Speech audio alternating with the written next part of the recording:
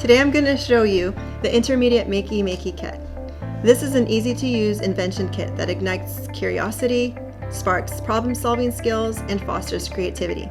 With the Makey, everyday objects can be transformed into touchpads, empowering students to interact with computers as creative tools. This kit is designed for 2 to 3 students working on one challenge card at a time. Pay attention to the sequence of the challenge cards at the bottom left-hand corner. The challenges build upon one another.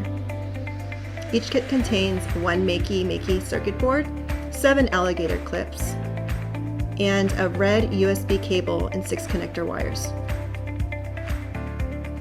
To begin using the Makey, students will start by plugging in the smaller plug of the USB cable into the Makey board and the larger plug of the USB cable into their Chromebook.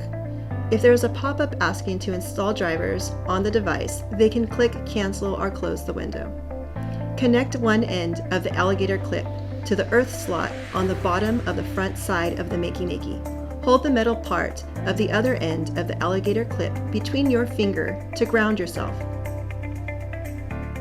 While students are grounded, they can connect another alligator clip to the round space button on the Makey and tap the metal part of the alligator clip. A green light should appear on the Makey and the computer device will think the space bar was pressed. Students can use a tool called Scratch to program their Makeys for more advanced activities. Check out the Makey website for other activities that students can do with Scratch. The Makey devices are quite resilient, but teaching students how to care for them is important to maintain proper usage. Students should handle the Makey with care and should avoid throwing and dropping the device, and wires should not be twisted, crimped, or bent at extreme angles.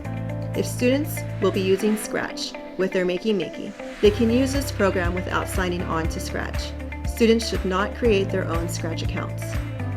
For an educator guide, apps that can be used with the Makey and more project and lesson ideas, you'll want to explore the resource gg.gg/mm resources.